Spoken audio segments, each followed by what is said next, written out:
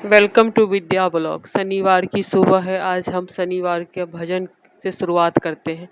आज शनिवार है, शनि जी का वार है। इस बार जो दर्शन कर ले उसका बेड़ा पार है, उसका बेड़ा पार है।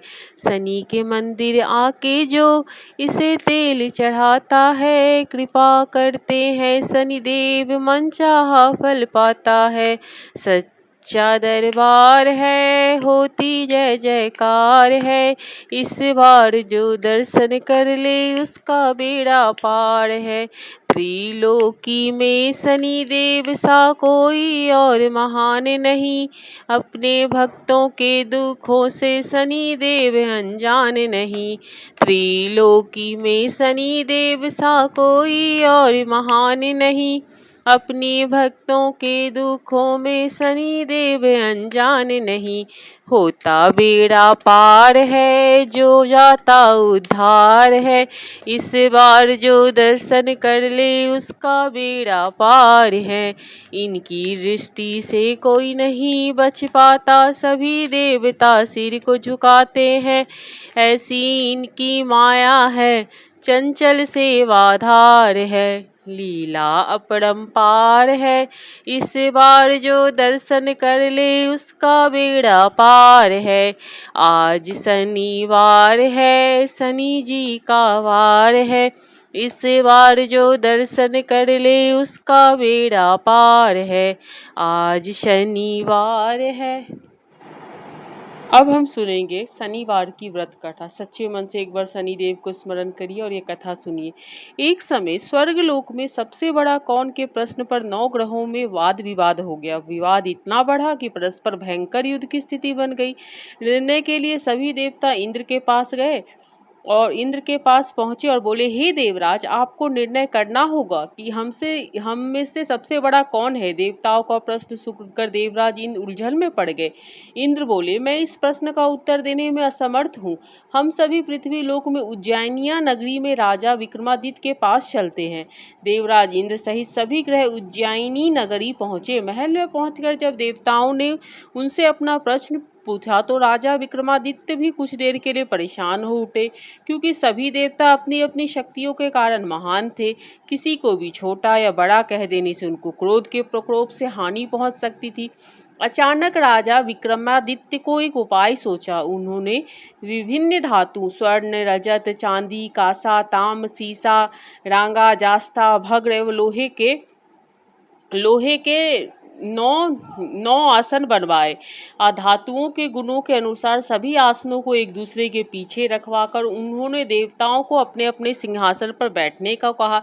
देवता के बैठने के बाद राजा विक्रमादित्य ने कहा कि आपका निर्णय तो स्वयं हो गया। जो सबसे पहले सिंहासन पर विराजमान है वही सबसे बड़ा है।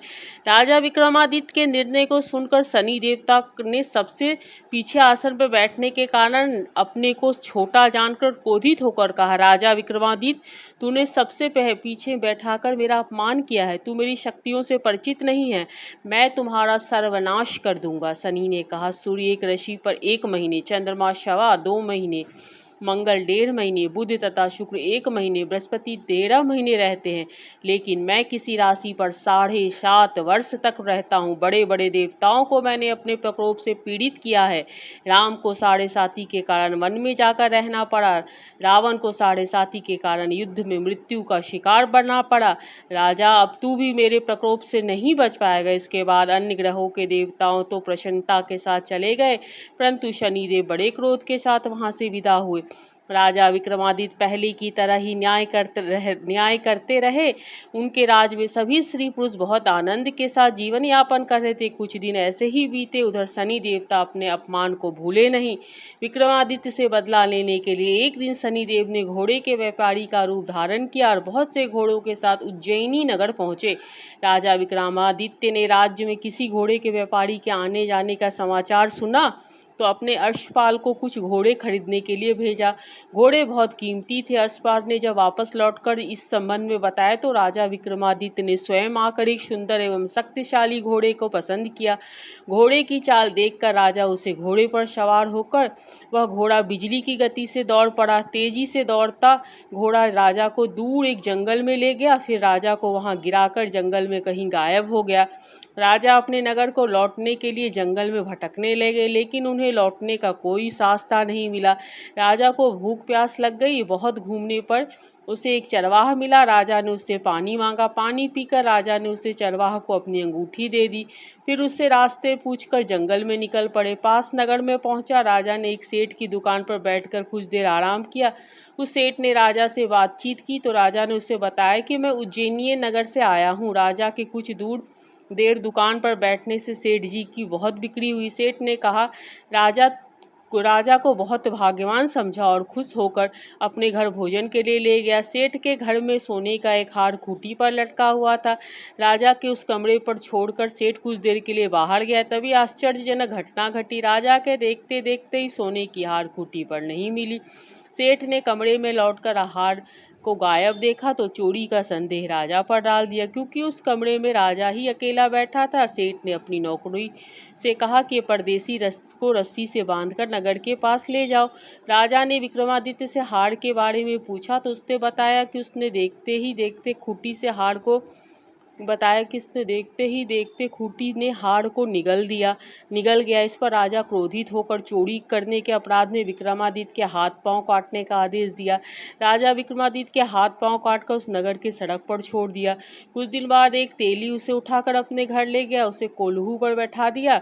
राजा आवाज देकर बैलों को हाँकता रहा। इस तरह तैली का बैल चलता रहा। राजा को भोजन मिलता रहा। शनि के प्रकोप की 7.5 पूरी होने पर वर्षा ऋतु हुई।